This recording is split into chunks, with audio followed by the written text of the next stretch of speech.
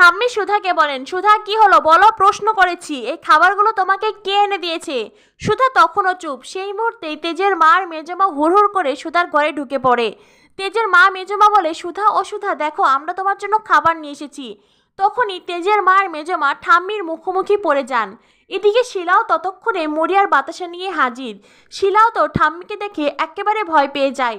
আর এরপরেই দেখা যায় ছোটকা সুধার দরজার বাহিরে দাঁড়িয়ে মনে মনে ভাবতে থাকেন, যাক বাবা, এখন এখানে কেউ নেই, আমি বরং সুধাকে এই খাবারটা দিয়ে আসি।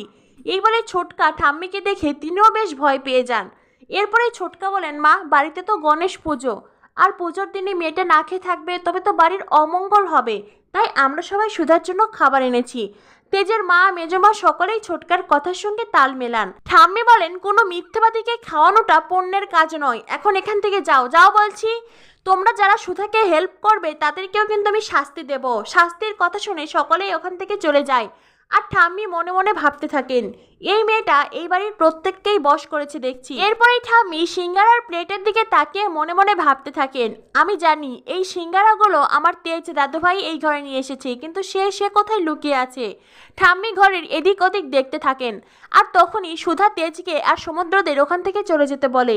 তেজ, সমুদ্র, ঝিনুক কোনো রকমের কৌশলে ঘর থেকে বেরিয়ে পালিয়ে যায়। তেজ ঘরে এসে মনে মনে ভাবতে থাকে, কেন যে আমি সুধাকে খাবারগুলো না খাইয়ে এইভাবে চলে আসলাম, উনি খেয়েছেন নাকি আমি তো কিছুই বুঝতে পারছি না।